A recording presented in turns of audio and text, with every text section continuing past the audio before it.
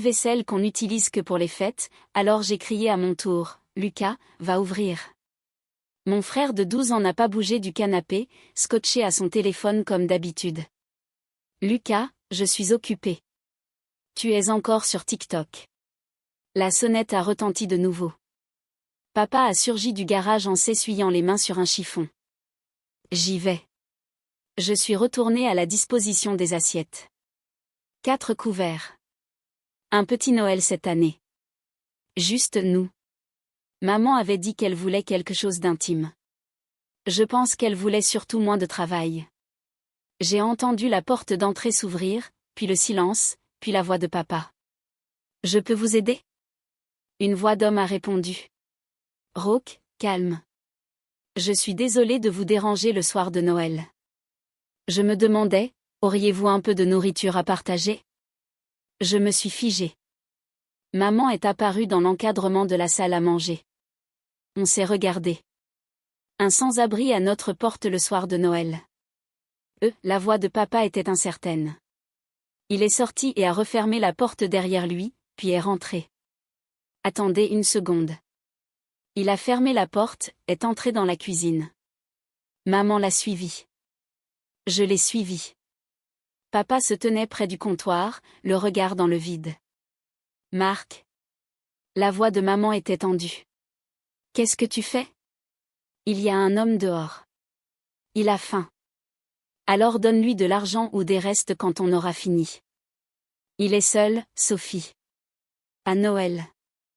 Oh, non. Je connaissais ce ton. Marc, sois raisonnable. Je vais l'inviter à entrer. Absolument pas. Maman a croisé les bras. On ne le connaît pas. Il pourrait être dangereux. Il n'est pas dangereux. Tu n'en sais rien, Marc. Elle s'est tournée vers moi. Dis à ton père que c'est une mauvaise idée. J'ai regardé papa, son visage. Il avait déjà pris sa décision. Mais maman avait raison. C'était bizarre, gênant. On était sur le point de passer à table pour Noël, notre dîner de famille, et papa voulait inviter un inconnu sans abri. Papa, ai-je dit prudemment. Peut-être qu'on pourrait juste lui donner une assiette à emporter. Papa m'a regardé, déçu. Léa, quoi ? Je dis juste qu'on ne le connaît pas et c'est notre Noël. Exactement. C'est Noël et il n'a nulle part où aller. Ce n'est pas notre problème, ai-je marmonné. La mâchoire de papa s'est crispée. Quand es-tu devenu si égoïste ? Les mots ont claqué comme une gifle. Je ne suis pas égoïste. Je suis réaliste. Maman est d'accord avec moi. Ta mère s'inquiète pour la sécurité. Toi, tu t'inquiètes d'être dérangé. Ce n'est pas juste, Marc. La voix de maman était ferme. Je comprends que tu veuilles aider, mais faire entrer un étranger chez nous avec nos enfants, ce n'est pas prudent. Il n'est pas dangereux. Tu ne le sais pas. Si, je le sais. La voix de papa était ferme, certaine. Maman l'a fixé. Comment ? Papa a fait une pause, nous a regardés toutes les deux. Parce que je lui ai parlé pendant 2 minutes avant d'entrer ici. Parler à quelqu'un 2 minutes ne te dit rien, Sophie. Il s'est excusé 3 fois de nous déranger. Il a demandé si on avait de la nourriture. Pas de l'argent. De la nourriture. Il a dit, je n'ai pas mangé depuis 2 jours, mais je comprends si vous ne pouvez pas m'aider, point. La voix de papa s'est adoucie. Il était poli, respectueux. Ses yeux. Papa cherchait ses mots. Il n'y avait aucune agressivité, aucune prétention, juste de l'épuisement et l'espoir que quelqu'un le voie comme une personne. Ça ne veut pas dire qu'il n'est pas. Il a une alliance. Papa a levé sa main, portant toujours la sienne. Même si elle vaut probablement de l'argent dont il a désespérément besoin. Ça me dit qu'il a aimé quelqu'un, qu'il avait une vie avant ça. L'expression de maman a changé, toujours incertaine, mais à l'écoute. Et quand j'ai ouvert la porte, il a reculé, m'a laissé de l'espace, n'a pas essayé de forcer le passage, n'a pas insisté. Il était prêt à partir si je disais non. Alors pourquoi tu n'as pas dit non, ai-je demandé. C'est sorti plus agressif que je ne le voulais. Papa m'a regardé. Parce que je sais ce que c'est d'être invisible. Léa, j'ai grandi pauvre. Vraiment pauvre. On n'avait pas grand-chose.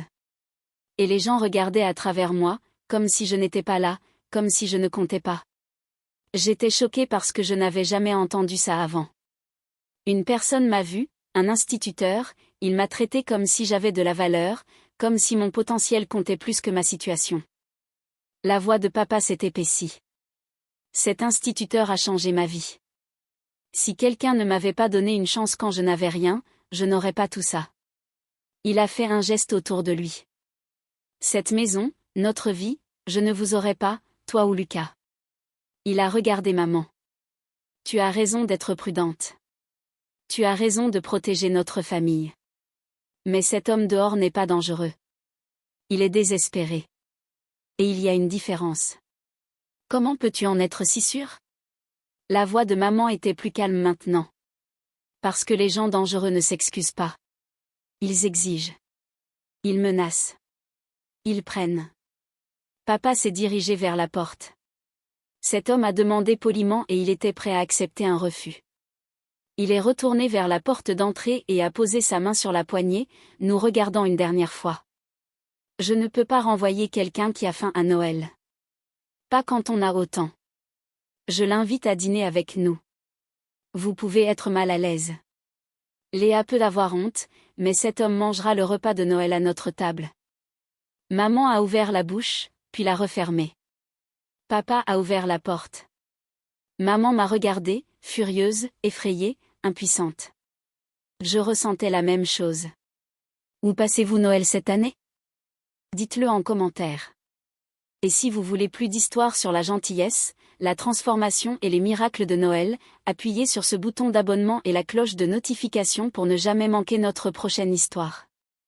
Papa a ouvert la porte d'entrée. Monsieur, je voudrais vous inviter à vous joindre à nous pour le dîner de Noël. Silence. Puis la voix de l'homme. Je ne peux pas. Je ne veux pas vous déranger. Vous ne dérangez personne. Nous avons plein de nourriture et personne ne devrait être seul aujourd'hui. Entrez, je vous en prie. Encore du silence, puis des bruits de pas. J'ai regardé depuis la salle à manger l'homme entrer. Il avait peut-être 60 ans, maigre, vraiment maigre, portant une veste usée trop grande pour lui, un jean troué aux genoux, des bottes qui tombaient en ruine, un sac à dos sur une épaule. Ses cheveux étaient gris et en désordre.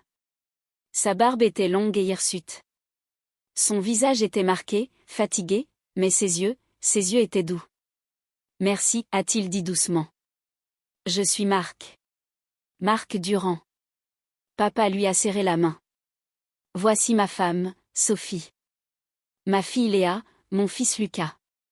Lucas était apparu dans le couloir, les yeux écarquillés. Maman a forcé un sourire. Bonjour. Madame. L'homme a hoché la tête respectueusement. J'apprécie vraiment. Ça fait longtemps que je n'ai pas pris un vrai repas. Bien sûr. La voix de maman était tendue. Marc, pourquoi ne montrerais-tu pas à notre invité où il peut se laver les mains? Bonne idée. La salle de bain est au fond du couloir. Prenez votre temps.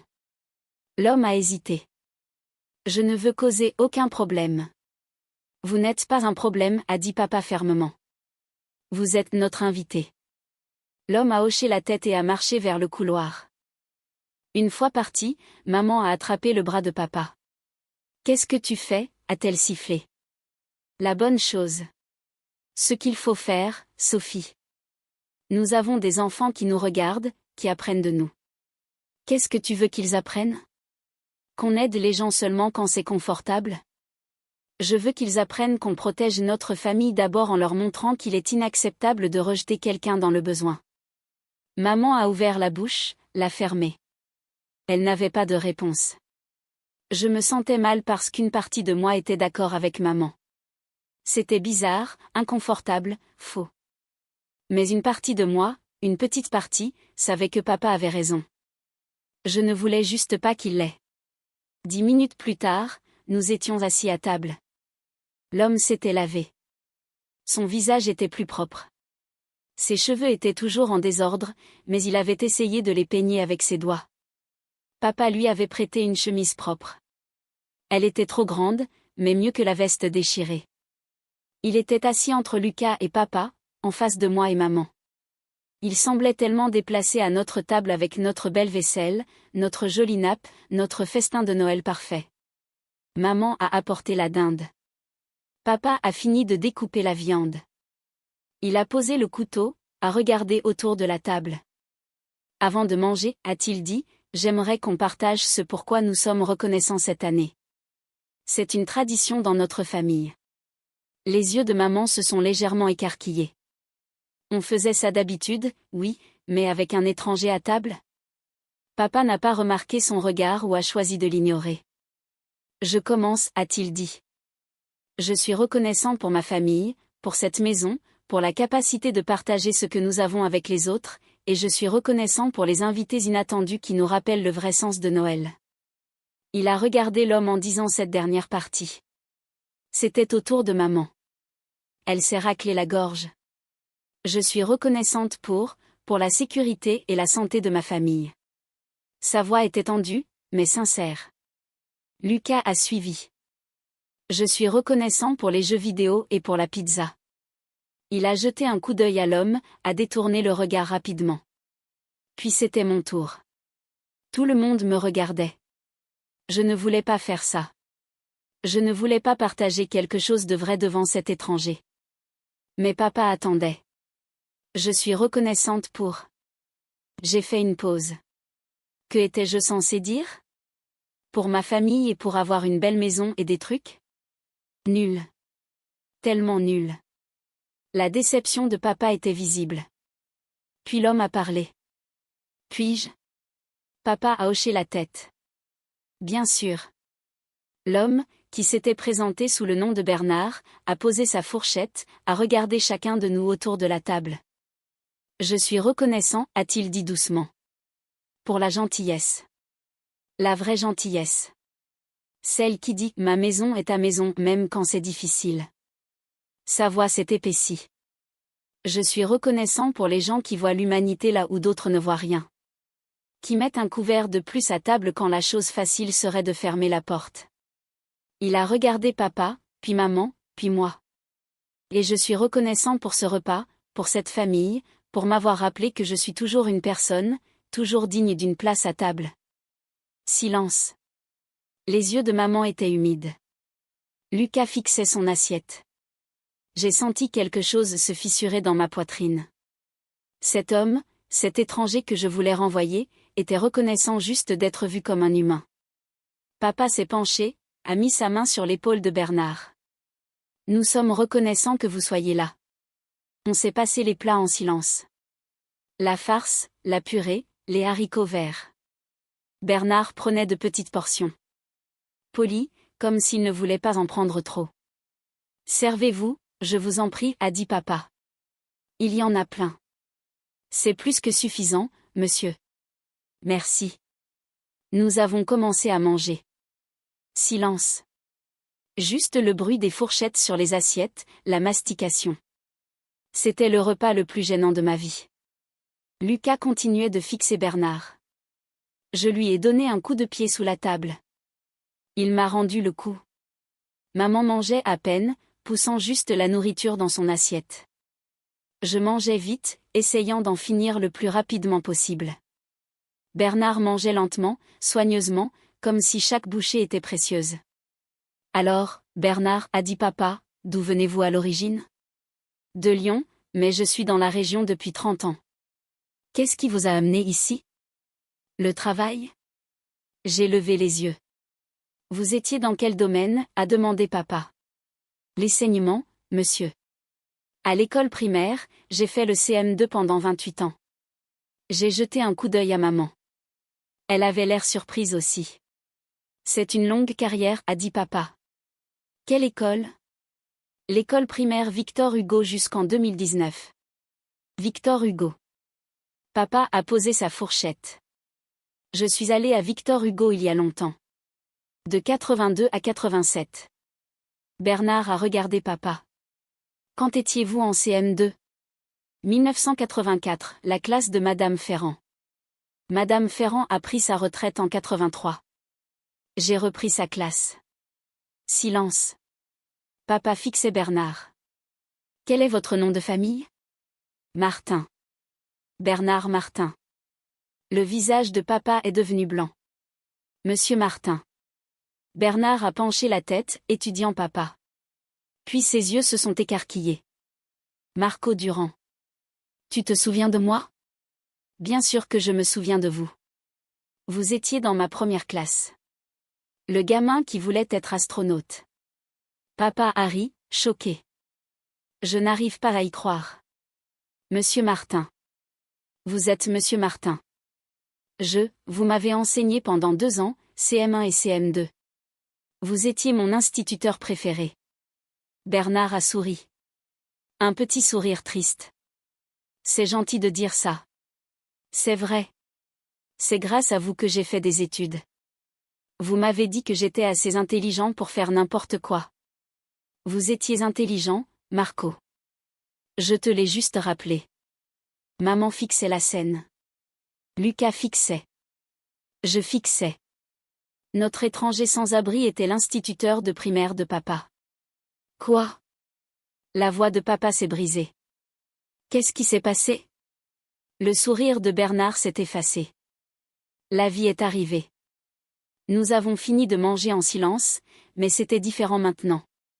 Pas inconfortable, juste lourd.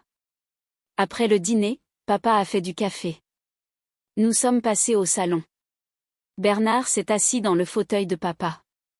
Lucas s'est assis par terre à côté de lui, fasciné. Je me suis assise sur le canapé avec maman. Elle était silencieuse, pensive. Monsieur Martin, a dit papa. Bernard, je dois demander, qu'est-ce qui s'est passé? Comment avez-vous? Il n'a pas fini. Pas besoin. Bernard a soupiré. Ma femme Claire, elle est tombée malade. Alzheimer précoce. Elle n'avait que 55 ans. Je suis tellement désolée. Son état s'est détérioré rapidement. En 3 ans, elle ne me reconnaissait plus. Je l'ai placée dans un établissement spécialisé, le meilleur que j'ai pu trouver. Mais c'était cher. Très cher. Il a fait une pause, fixant son café. J'ai tout dépensé. Les économies, la retraite, j'ai vendu la maison, emprunté sur ma pension, mais ce n'était toujours pas assez. J'ai fait des boulots supplémentaires, du soutien scolaire, n'importe quoi. Ça a dû être épuisant, a dit maman doucement. Ça l'était, mais c'était ma femme. J'aurais tout fait pour elle. Qu'est-ce qui lui est arrivé? A demandé Lucas. Lucas, a commencé papa. C'est bon, a dit Bernard. Elle est décédée il y a 2 ans, paisiblement dans son sommeil. Je suis contente qu'elle n'ait pas souffert, a dit maman. Moi aussi. Mais après sa mort, je n'avais plus rien. Plus de maison, plus d'économie. J'avais 60 ans, épuisée, déprimée. J'ai perdu mon poste d'enseignant parce que j'avais manqué trop de jours. Je n'ai pas pu en retrouver un autre. Pourquoi pas, ai-je demandé. C'est sorti plus dur que je ne le pensais. Bernard m'a regardé. Pas en colère, juste fatigué.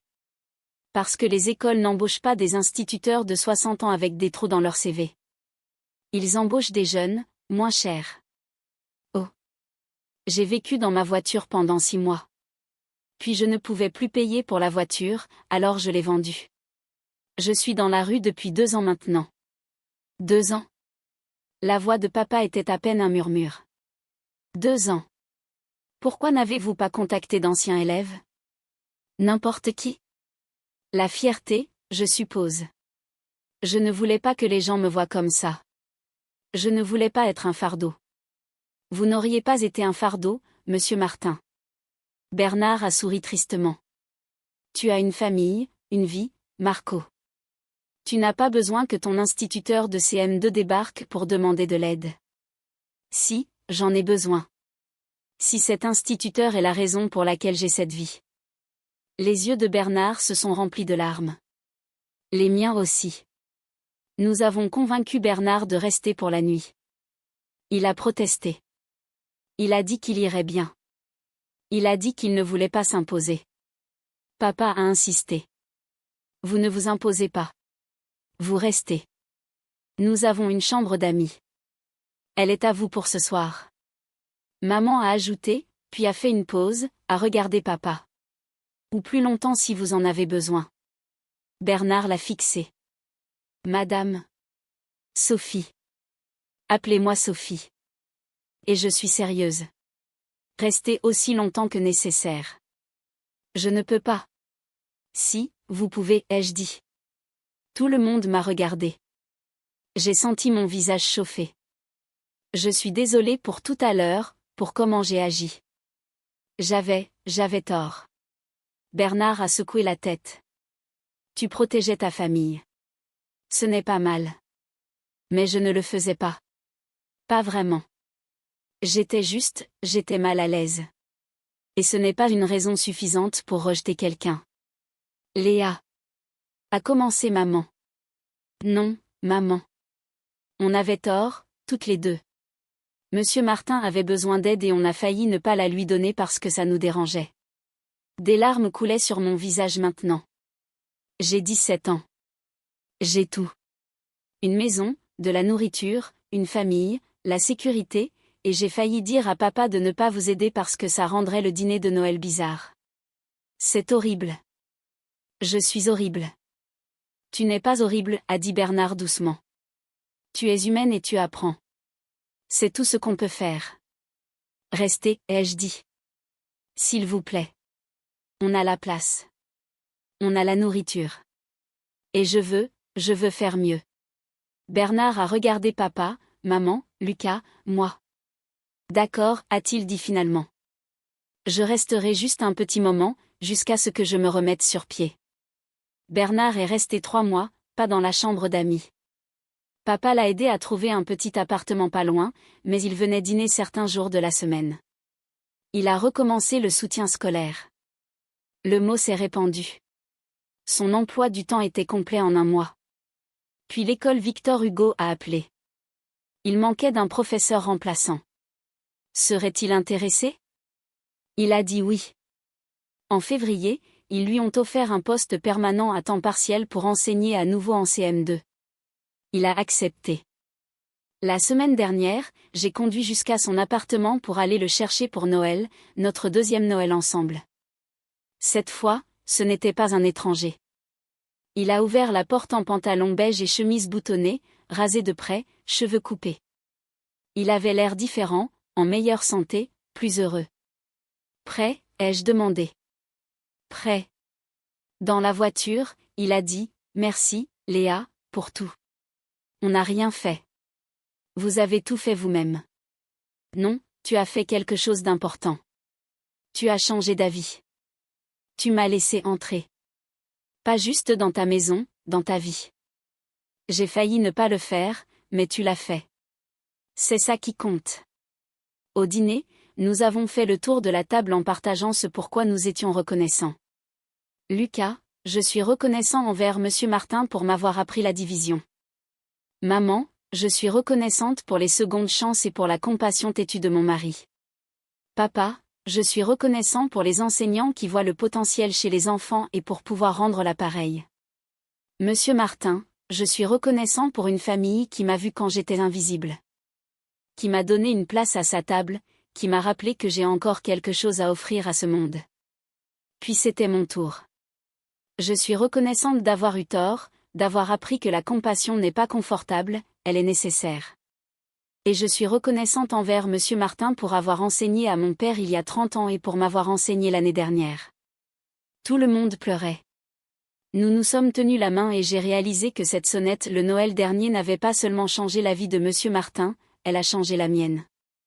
Avez-vous déjà vu quelqu'un choisir la compassion quand c'était difficile? Partagez vos pensées dans les commentaires ci-dessous. Si cette histoire sur la gentillesse, la transformation et le fait de voir ce que les autres ignorent vous a touché, s'il vous plaît cliquez sur le bouton j'aime et abonnez-vous pour plus d'histoires sur les secondes chances, la compassion et les moments qui changent tout. N'oubliez pas de cliquer sur la cloche de notification pour ne jamais manquer notre prochaine histoire. Merci d'avoir regardé et à la prochaine.